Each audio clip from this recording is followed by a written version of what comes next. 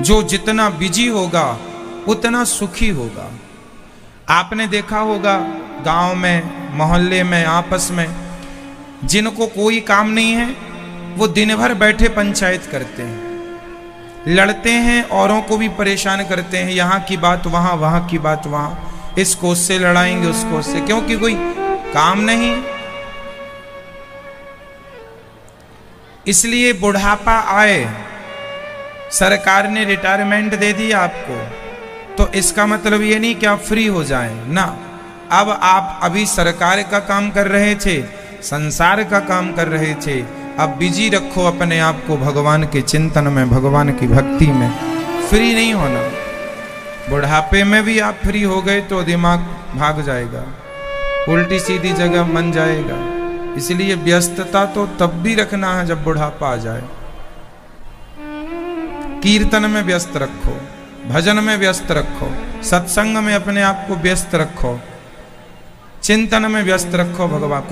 कोई काम नहीं है तो रामचरितमानस पढ़ने में व्यस्त रखो। रोज रामचरितमानस पढ़ो, गीता पढ़ो, रामायण पढ़ो, अच्छी चीजों का अध्ययन करो। पढ़ना नहीं आए तो मंदिरों में जाओ, मंदिरों में जाके हमारे हर गांव, हर गली, हर मोहल्ले में एहसान मानो उन बुजुर्गों का जिन लोगों ने मंदिर बनवाए हैं। कम से कम बुढ़ापे में भगवान के चरणों में बैठने का स्थान तो बना दिया है। कहाँ झंझट में पड़ोगे दुनिया में, मंदिर में बैठो, भगवान का चिंतन करो, बिल्कुल दुनियादारी से हटो।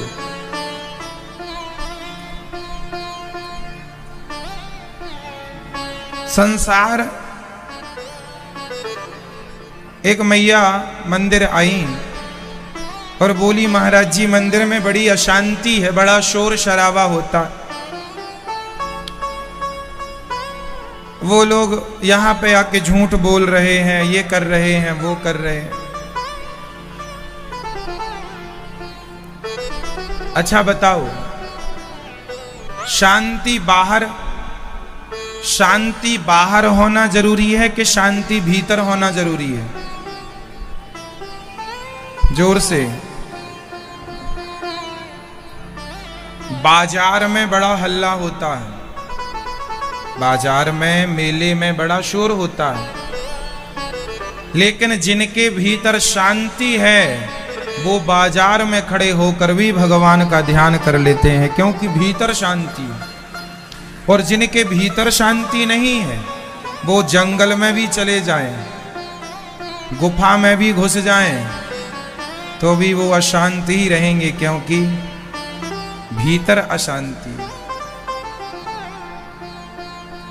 अंदर की शांति आवश्यक है, बाहर की शांति से हमें कोई लेना देना नहीं। इसलिए अंदर से शांत रहो, कहीं भी रहो शांत, कोई फर्क ना पड़े कि जमाने में क्या हो रहा, दुनिया में क्या हो रहा, कोई फर्क ना पड़े।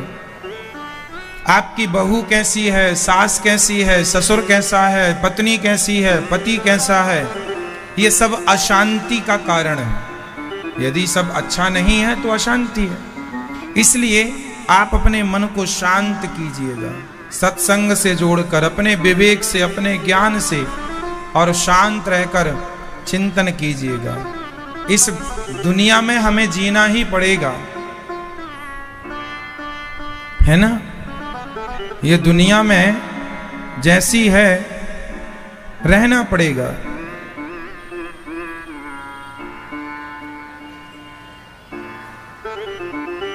ये दुनिया है, क्या करोगे, जैसी है अब वैसी ही रहेगी। दुनिया में हम आए हैं तो जीना ही पड़ेगा, जीवन है अगर जहर तो पीना ही पड़ेगा, है ना।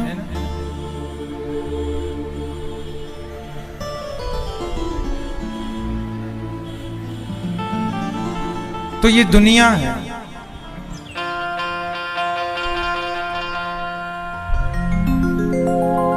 दुनिया जीना ही पड़ेगा। जीवन है अगर जहर तो पीना ही पड़ेगा। क्या करेंगे अब? दुनिया में आए हो, चाहे हंस के जियो चाहे रो कर जियो।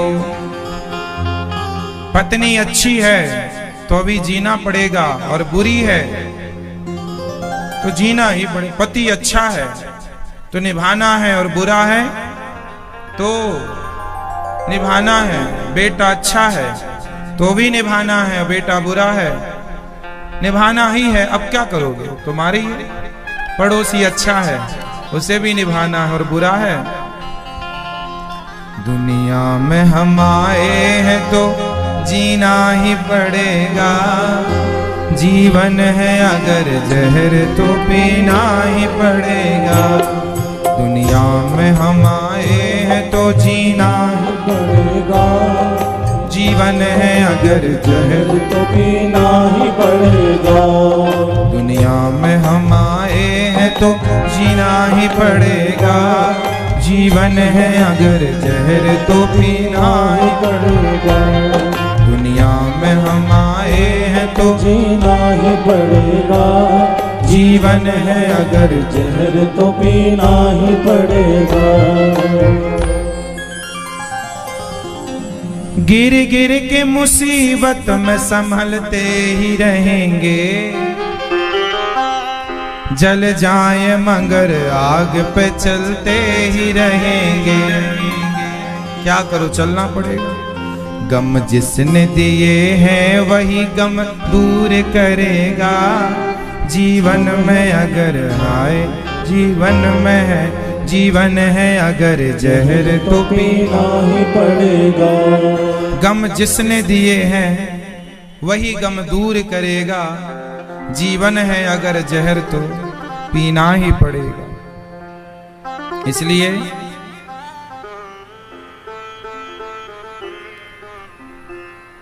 औरत है वही औरत जिसे दुनिया की शर्म है। संसार में बस लाज ही नारी का धर्म है। जिंदा है वही,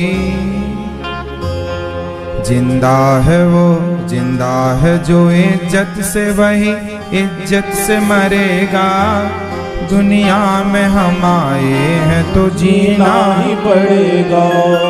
यदि इज्जत चाहते हैं तो संसार जैसा है, कांटे को आप सोचें कि गुलाब बन जाए तो कांटे को आपको कांटे के रूप में ही एक्सेप्ट करना पड़ेगा, गुलाब के रूप में नहीं। ये जैसा है इसके साथ हमें रहना है। अब आप सोचें कि ये गुलाब बन जाए या ये फला बन जाए, नहीं। आपकी सास दुष्ट है वो दुष्ट ही रहेगी। आपकी सास सज्जन है सज्जन ही रहेगी। आपकी बहू दुष्ट है वो दुष्ट ही। आपने समझा लिया ना, बहुत सारा नहीं समझी। आपका पति दुष्ट है, समझाया नहीं समझा। पत्नी दुष्ट है, नहीं समझी। अब जैसी है, लोग जैसे हैं, अब उनके संग रहना ही है। अब वो वैसे ही रहेंगे। कुछ लोग हैं जो बदल जाते हैं, संभल जाते हैं। कुछ लोग हैं जो ना बदलते हैं ना संभलते हैं, ना समझाने से मानते हैं। तो उपाय क्या निकला? अंतिम जैसा है वैसी रहेगा। आपको कांटे रास्ते में है तो आपको ही पांव बचा बचा के रखना पड़ेगा।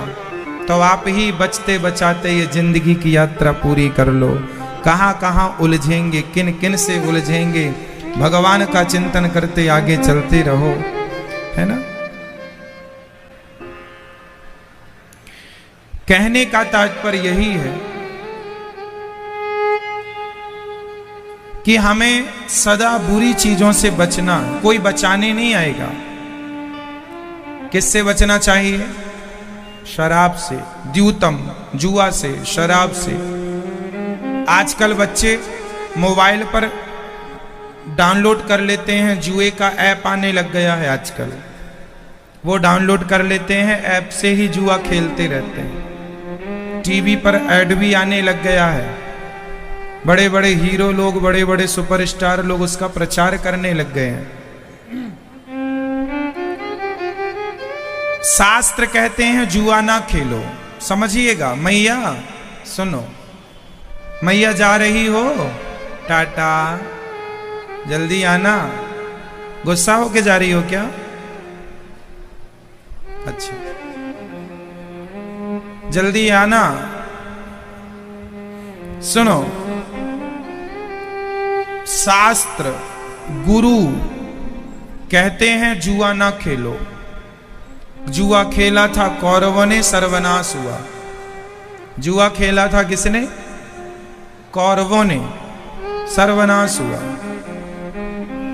हम कहते हैं जुआ ना खेलो, शास्त्र कहते हैं जुआ ना खेलो, साधु संत कहते हैं जुआ ना खेलो। इतना समझ में आ गया?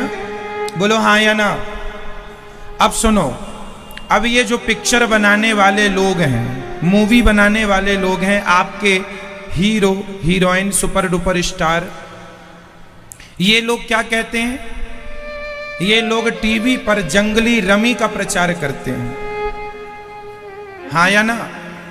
बोलो हाँ। ये लोग टीवी पर बड़े बड़े चैनलों पर ये प्रचार करते हैं, किसका? जुए का। कहते हैं आप ये डाउनलोड कीजिए और जुआ के एक ऐप आने लगा है, और ऐड के बाद कह देते हैं इस खेल में लत लगने की आदत है, अपने जोखिम से खेलें। पैसों की लत लग जाती है, लोग जुआ खेलने लगते हैं, कभी जीत गए कभी हार गए, लाखों का नुकसान हो जाता है। हम कहते हैं कि जुआ ना खेलो, और ये पिक्चर बनाने वाले आपके हीरो लोग कहते हैं सुपर डुपर स्टार कि आप जुआ खेलिए। तो वो आपको क्या देना चाहते हैं? आपके बच्चों को वो क्या बनाना चाहते हैं? जुआड़ी। जुआ खेलना और खिलाना, क्या ये सही रास्ता है? बोलो हाँ या ना। फिर ये पिक्चर बनाने, जिन जिन की आपने पिक्चर देखी है ना, वो सब लोग, कोई तो गुटखा बेच रहा है, दाने दाने में केसर का दम,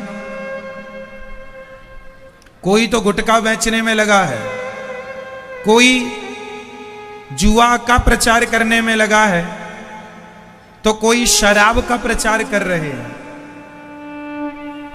बड़े बड़े शराबों के ब्रांडों का प्रचार कर रहे हैं। हाँ या ना? बोलो हाँ या ना। अब ये लोग आपको क्या सिखाएंगे और आपके बच्चों को क्या सीखने को मिलेगा इन लोगों से? वो कहते हैं दाने दाने में केसर का दम, गुटखा खिला रहे हैं आपके बच्चों को। उनसे पूछो कि आप अपने बच्चों को खिलाते हैं कि नहीं? वो अपने बच्चों को नहीं खिलाते होंगे, मना करते होंगे। नहीं, उस पाउच में लिखा होता है गुटखा खाने से कैंसर होता है, जिसमें ये वार्निंग लिखी है कि कैंसर की संभावना है। तो ये अपने लोगों को, जो इनको सुपर डुपर स्टार बनाए हैं, आज वो लोग आपको क्या दे रहे हैं? कैंसर। और आपके लिए क्या गलत है? कैकई को काश ये पता चल जाता कि मेरे लिए क्या सही है क्या गलत है, तो आग ना लगती। उसे लगा कि मंथरा जो कह रही है यही सही है।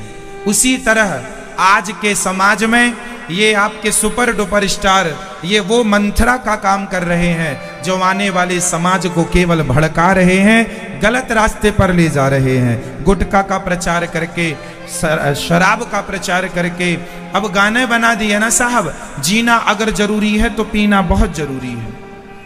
ये गाने, मुझे पीने का शौक नहीं, पीता हूं गम भुलाने को, ये गाने हैं। अब ये सुनने वाला, गाना सुनने वाला, उसको लगेगा जब इतना बड़ा सुपर डुपर स्टार कह रहा तो हम भी पी कर देखें, तो वो बेचारा शराब पीने लग जाता है। तो ये पिक्चर बनाने वालों ने समाज को क्या दिया है? शराब दी है, जुआ दिया है, चोरी करना सिखाया है इन लोगों ने। इनकी पिक्चरों में चोरी करने के बहुत आइडिया मिल जाएंगे, कैसे चोरी की जाती है। रेप करने के पूरे आइडिया ये लोग देते हैं, रेप कैसे करना होता है। आज समाज में जितने रेप होते हैं, बलात्कार होते हैं, सिखाया किसने? पिक्चर देख देख के लोग सीखे। हाँ या ना?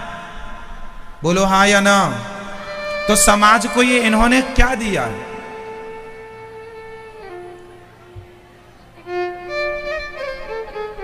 और हम कहते हैं जुआ ना खेलो, शास्त्र कहते हैं जुआ ना खेलो, हम कहते हैं जुआ ना खेलो, तो आज के बच्चे कहते हैं अरे बाबा लोग तो ढोंगी होते हैं, पाखंडी होते हैं, ये तो भड़का रहे।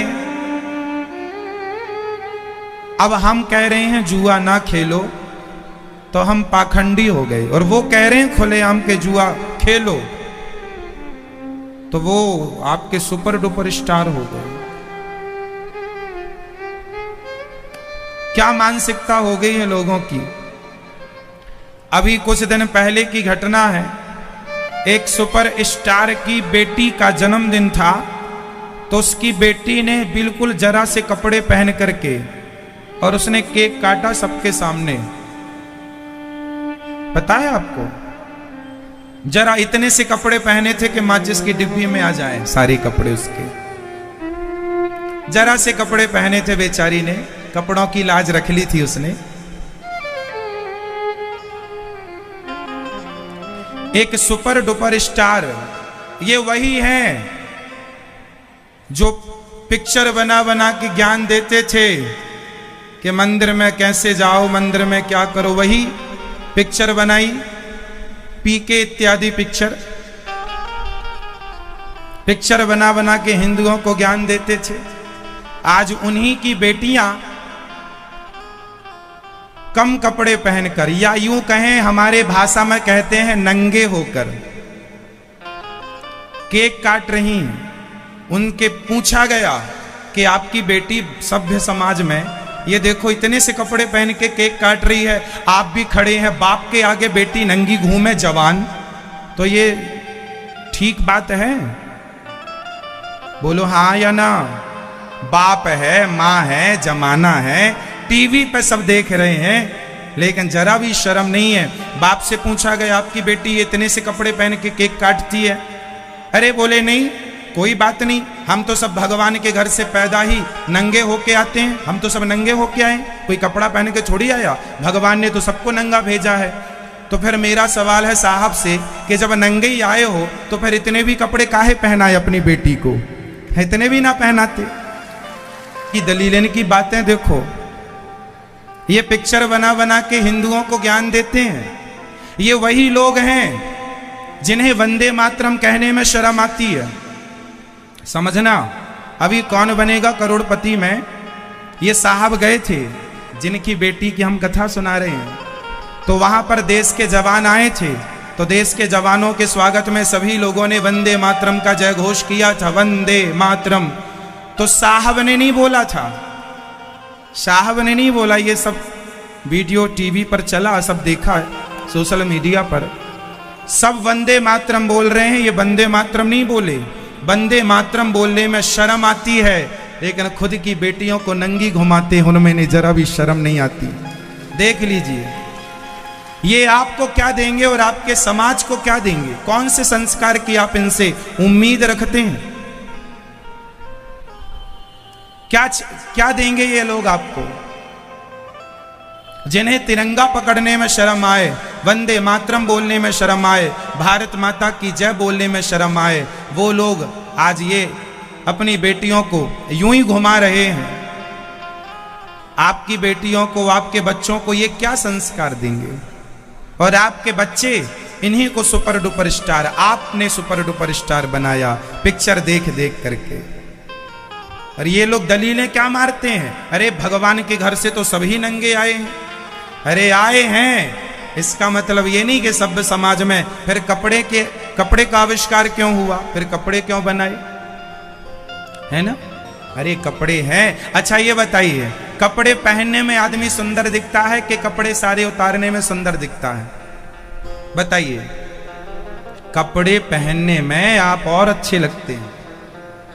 मर्यादा भी कोई चीज होती है कि नहीं? अब कोई मर्यादा, अब ये लोग क्या जाने संस्कार, ये इनके बाप दादों में संस्कार तो है नहीं, ये क्या जाने संस्कार क्या होते हैं। इसलिए आज सबसे बड़ा मंथरा जैसा कुसंग कोई है तो इनकी जो मूवियां बनती हैं वो सबसे बड़ा कुसंग है, जो आपके बच्चे देखते। देखते हैं, ये सबसे बड़ा कुसंग है। इसलिए मैं तो कहता हूं कि पिक्चर देखना छोड़िए और सत्संग करना शुरू कीजिए। अपने बच्चों को संस्कार दीजिए, कम से कम आपके बच्चों को कुछ सीख तो मिलेगी, शिक्षा तो मिलेगी।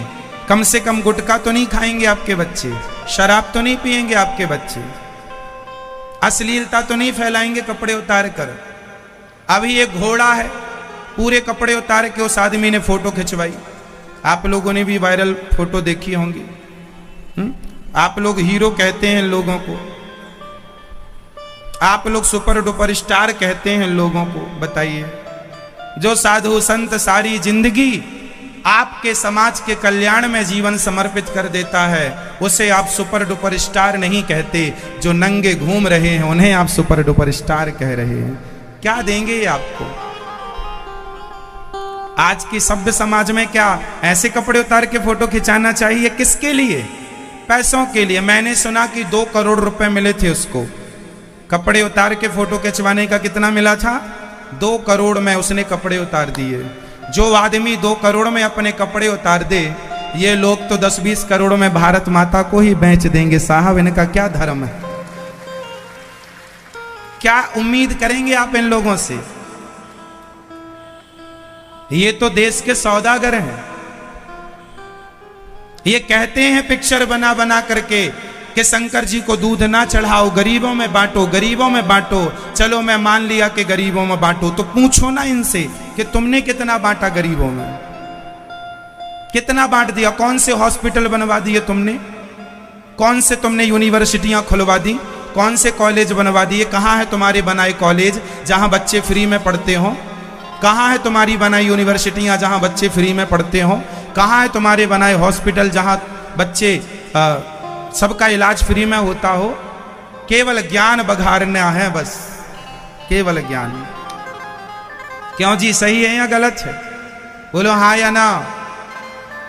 ये दास अनिरुद्ध, मैं देखो भीख मांग मांग करके, मैं भीख मांग मांग करके आप आए अतिथियों को भोजन कराता हूँ, वृद्ध माओं की सेवा करता हूँ। मैं तो कोई करोड़पति नहीं हूँ, मैं तो कोई पिक्चर नहीं बनाता, मैं तो कोई बिजनेसमैन व्यापारी नहीं हूँ, मैं तो भिखारी हूँ। भिक्षा मांग मांग करके और सेवा करता हूँ। यदि मैं भिखारी होकर यदि सेवा कर सकता हूँ, तो इनके पास तो हजारों करोड़ों की संपत्तियां हैं, ये तो हॉस्पिटल बना सकते हैं। हाँ या ना?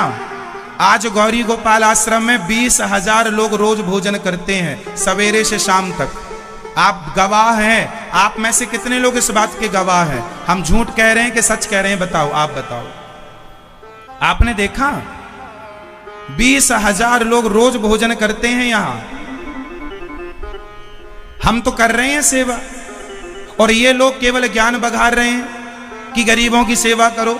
तो आप भी अन्न क्षेत्र करवाओ ना भैया, आप भी खुलवाओ।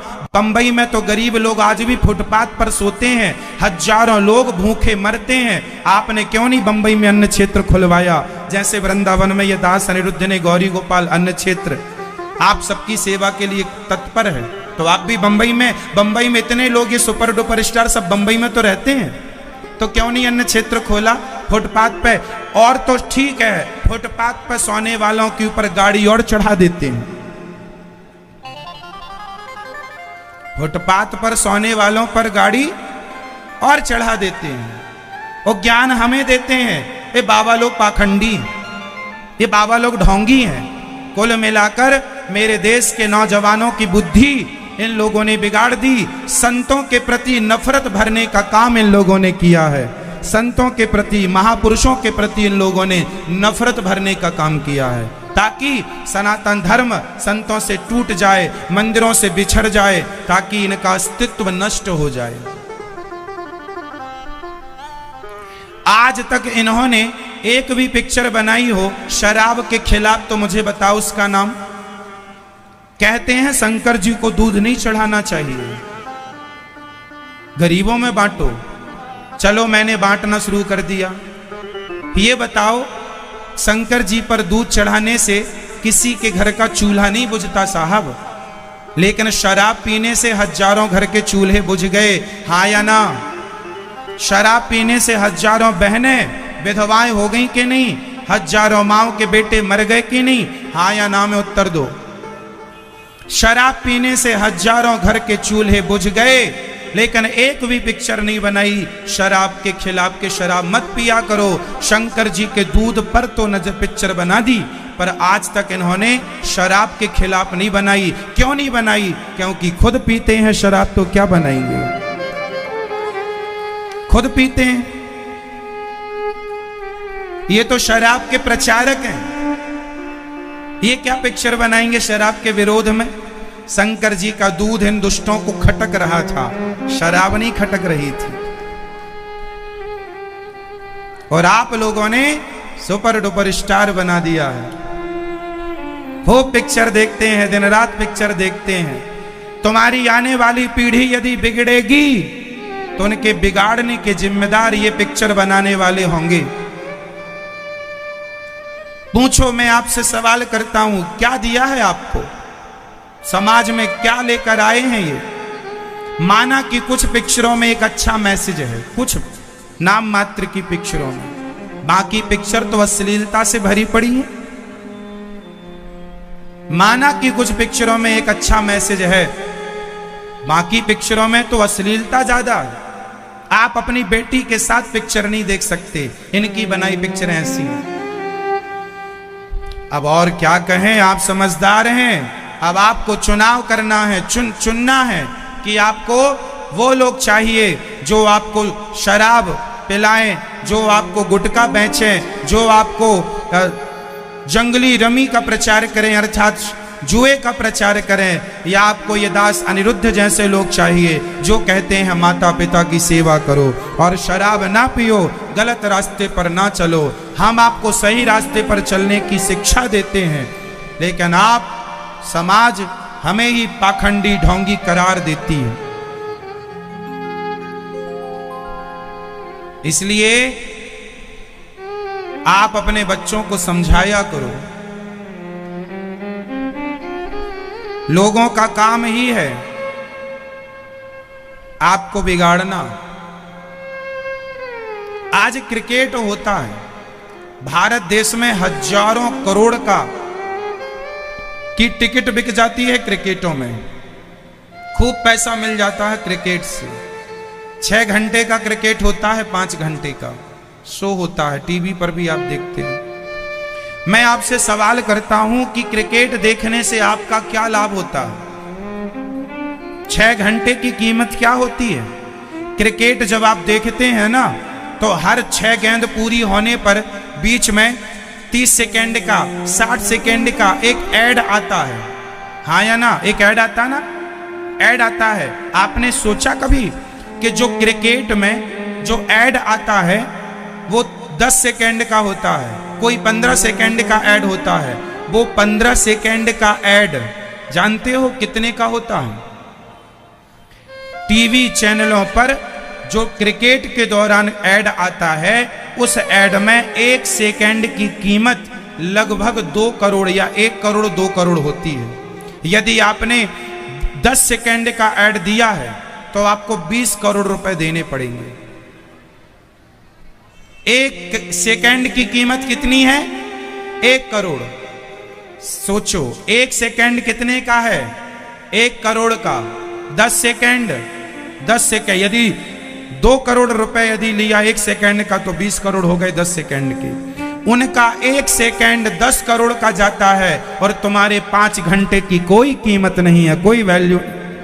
बिस्तर पर पड़े पड़े अपने 5 घंटे बिगाड़ लेते हो और ताली वाली बजाते रहते हो। क्या मिलता है? उससे अच्छा है आप अपना पैसा कमाओ, कर्म करो, काम करो, बिजनेस करो। अपना दिमाग क्रिकेट में ना लगाओ, अपना दिमाग अपने आप को सफल बनाने में लगाओ और ऐसा कर जाओ कि दुनिया आपको देखे, आपको किसी को देखने की जरूरत ना पड़े। कुछ ऐसा कर जाओ। किसी देश में 2020 नहीं होता भारत के अतिरिक्त। यही फुर्सत है लोगों को, देखते रहो क्रिकेट, खेलते रहो जुआ। उसमें एक बॉल में 6 पड़ेगा कि 4, इसमें ही जुआ लग जाता है, सट्टा लग जाता है, हाँ या ना? विदेशों में आदमी अपना काम करता है, इसलिए वो सक्सेसफुल देश हैं। वो अपना काम में लगे हैं, चाइना की क्रिकेट की कोई पार्टी है? चाइना में क्रिकेट नहीं होता।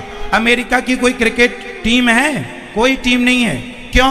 वो अपना काम करने में, अपने आप को सफल बनाने में लगे हैं। और भारत का आदमी 5 घंटे खटिया तोड़ने में लगा है क्रिकेट के नाम पर। क्या पालोगे तुम? क्या पा लिया तुमने अभी तक? देखे तो इतने सारे क्रिकेट, केवल समय गया है। कब जागेगा ये नौजवान? 18 साल का छोरा, 25 साल का छोरा क्रिकेट देखता है। जो समय तुम्हारा सफल हो जाने का है, वही समय तुम व्यर्थ में गवा रहे हो। इससे बड़ा दुर्भाग्य क्या होगा? मैंने कोई क्रिकेट नहीं देखा आज तक। सुन लेता हूं कि भारत जीत गया, बस इतना पर्याप्त है।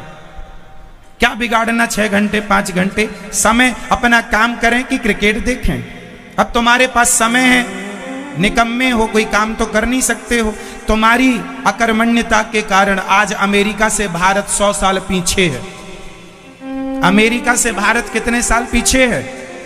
जनसंख्या में हमसे ज्यादा चाइना है, लेकिन वो हमसे आगे निकल गया। क्यों निकल गया? वहां क्रिकेट कोई नहीं देखता, वहां पिक्चर को देखने का उनके पास समय नहीं है, वहां कोई गुटके का प्रचार नहीं करता, वहां अपना काम से काम में मन लगाते हैं। काम करो बस, कर्मठ आदमी है। यहां फिजूल में पड़े पड़े क्या करें? हमारे देश में बेरोजगारी नहीं है। जो लोग चिल्लाते हैं ना बेरोजगारी है, बेरोजगारी, कोई बेरोजगारी नहीं है। आप करना नहीं चाहते। क्यों नहीं करते बिजनेस? क्यों नहीं अपना व्यापार शुरू करते? नौकरी ही क्यों चाहिए तुम्हें? नौकरी ही क्यों बनना है? बताओ, नौकरी अच्छी है या बिजनेस अच्छा है? नौकरी करने वाले को नौकर कहते हैं और बिजनेस करने वाले को बॉस कहते हैं, मालिक कहते हैं। बताओ, मालिक बनना अच्छा है कि नौकर बनना? जोर से। नौकर बड़ा कि मालिक? जोर से, जोर से।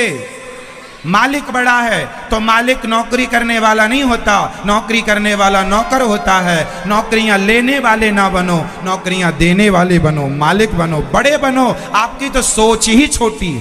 कोशिश क्यों नहीं करते आप? उसकी तैयारी क्यों नहीं करते आप? उसके लिए आप अपनी मशीनरी क्यों नहीं बनाते? आप खुद क्यों नहीं आविष्कार करते? आप अपने लिए आविष्कार क्यों नहीं? याद रखिएगा, आवश्यकता ही आविष्कार की जननी होती है। आवश्यकता ही आविष्कार की जननी होती है। मैंने बहुत लोगों को देखा है जिन्होंने अपने 5 घंटे के काम को 5 मिनट में खत्म करना शुरू कर लिया है। इतना अपडेट हो गए हैं, आज के हिसाब से आधुनिक चीजों का सहयोग लेकर अपने काम को खत्म कर लेते हैं। 500 रुपए कमाता था, 5000 कमा रहा है दिन का।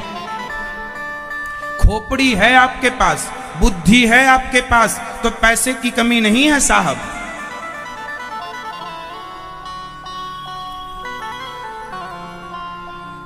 आजकल दिमाग वाला आदमी बैठे बैठे करोड़ों कमा रहा है, और नहीं है तो 2-2 रोटी को मर रहा है। करने वाला दिमाग लगाओ। आप क्यों नहीं कर सकते? लेकिन आपको क्रिकेट देखने से फुर्सत मिले तो कुछ सोचें अपने लिए, पिक्चर देखने से फुर्सत मिले तो सोचें कुछ अपने लिए, तंबाकू पान खाने से फुर्सत मिले तो सोचें कुछ अपने लिए। भारत का आदमी की कमजोरी क्या है? वो बिजनेस करने दुकान में जाता है, दुकान में ग्राहक भले खड़े हों पर उसे चाय पीने की आदत है। खड़े हो ग्राहक, वो चाय पहले पिएगा। तंबाकू घिस रहा है, दुकान में ग्राहक खड़े हैं, नशेड़ी आदमी है, तंबाकू खा के काम करता है। इतने में ग्राहक भाग जाता है, बाद में रोता है कि हमारे ग्राहक नहीं आते। आते थे तब तुमने कौन सा सम्मान कर लिया था उनका? काम करने का तरीका ही नहीं है लोगों के पास, ढंग ही नहीं। क्या क्या बताएं हम आपको? करने से बहुत कुछ होता है, ना करने से केवल रोता है आदमी, हमारे तो भाग्य में ही नहीं था। ये भाग्य का रोना अच्छा रो लेते हैं भारत के लोग। भारत में ही ऐसे लोग मिलेंगे आपको जो भाग्य का रोना रोते। मेरे तो भाग्य में ही नहीं था महाराज। ना, गलत रो रहे हो। भाग्य में नहीं था ऐसा मत कहो। अरे कर्म करने वाले का भाग्य पीछे पीछे साथ देता है, कर्म आगे है, भाग्य पीछे है। कर्म करोगे तो भाग्य पीछे पीछे दौड़ेगा, करोगे नहीं तो भाग्य भी सोया पड़ा है। क्यों मैया, सही है? करने से होता है, नहीं करने से। आजकल के जवान बच्चों को आप देख रहे हैं, बाप कमाता है, बूढ़ा बाप, बेटा खटिया तोड़ने में लगा है, क्रिकेट देखने में लगा। ये नहीं कि बाप के संग बैठे, काम करे, सीखे, काम के तौर तरीके सीखे, उसे बढ़ाए, उसे आगे ले जाए, नहीं क्रिकेट देख रहा है। बाप मरा जा रहा है कमा कमा के, वह बेटा गाड़ी पे घूम रहा, यूं यूं चला रहा है गाड़ी, यूं सीधी नहीं चलाता सड़क में, ऐसे ऐसे चलाता, आड़ी तिरछी, फैशन के नाम पर। मर जाएगा तो अभी सब निकल जाएगी तुम्हारी ये सब। लेकिन कौन समझाए? अपने बच्चों को आप लोग समझाते नहीं है, नहीं माने तो 2-4 थप्पड़ दिया करो।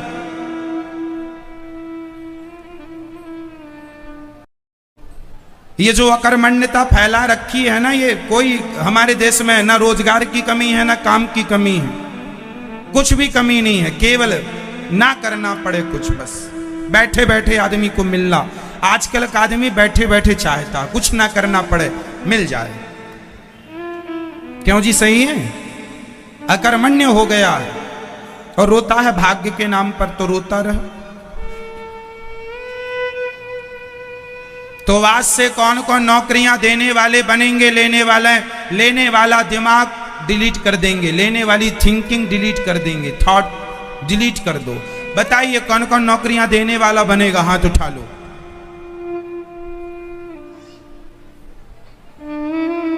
आप नहीं बनोगे? आप नौकरियां देने वाले हो कि लेने वाले? अभी क्या हो? अभी देते हो? अभी लेते तो नहीं हो? अभी लेते हो, अब देने वाले बनेंगे। कोशिश करिए कि आप नौकरियां दें, आप अपना बिजनेस संभालें। और याद रखना, जो आदमी नशा में पड़ गया, चाहे नशा बीड़ी का हो, सिगरेट का हो, तंबाकू का हो, शराब का हो, कोई भी नशा है, वो नशा आपके रास्ते का सबसे बड़ा कांटा है। जो नशेड़ी आदमी है वो सक्सेस नहीं हो सकता। यदि आपको आगे जाना है, नाम कमाना है, इज्जत कमाना है, तो नशे को किनारे रखो। कोई ज्यादा शौक ना हो आपका कि शराब पीना है, चाय का भी शौक ना हो। ये दास अनिरुद्ध है ना, मैं चाय भी नहीं पीता, मेरा नशा केवल दाल चावल सब्जी रोटी का है। पानी पीता हूं, दाल चावल सब्जी रोटी, इसके सिवा मैं सलाद खाता हूं, बस मेरा ये नशा है। इसके सिवा मैं कुछ नहीं खाता।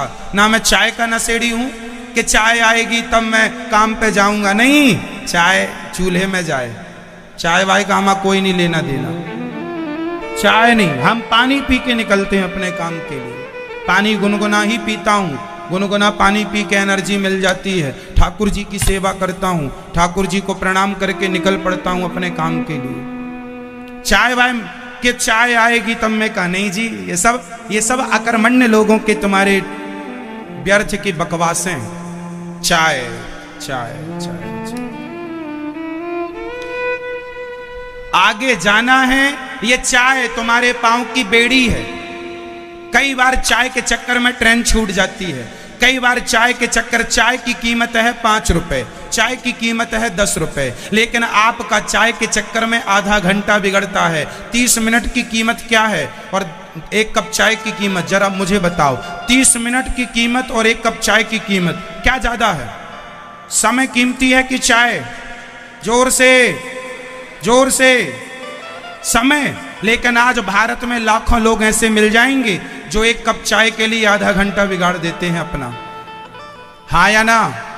फिर जानते हो, भारत में और विदेशों में यही अंतर है। वहां समय 1-1 मिनट की वैल्यू करते हैं, समय को महत्व देते हैं, और भारत में चाय के लिए 30 मिनट बिगाड़ देते हैं। इतने मूर्ख आदमी भारत में ही मिलेंगे आपको। मुझे बड़ा गुस्सा आता है जब कोई समय बिगाड़ता है। राम राम, चाय के लिए तुमने समय बिगाड़ दिया। 10 मिनट भी यदि तुम लेट आए हो चाय के चक्कर में, मुझे बड़ा गुस्सा आता है। चाय के चक्कर में 10 मिनट नहीं जानते क्या होता है। मैं जानता हूं 10 मिनट की कीमत क्या होती है। मैं 1 मिनट की कीमत मैं जानता हूं। ये दास अनिरुद्ध, मैं 1-1 मिनट की कीमत जानता हूं। आप शायद जानते भी हो, नहीं जानते तो जानिए। जो व्यक्ति अपने समय को समझ गया, जो समय की कीमत करता है, समय उसको कीमती बना देता है। जो समय को जाने देता है, समय भी कहता है ऐसा ही है, जाने दो, बेकार आदि कचरा है।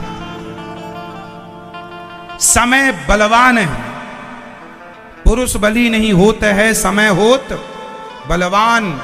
भीलन गोपी लूट लई वही अर्जुन वही बाण। सबसे बलवान कौन? जोर से, सबसे बलवान कौन? समय। चाय कल भी मिलेगी, चाय परसों भी मिलेगी, पर जो समय चला गया आज का, इतना समय नहीं है कि वो आपको दोबारा समय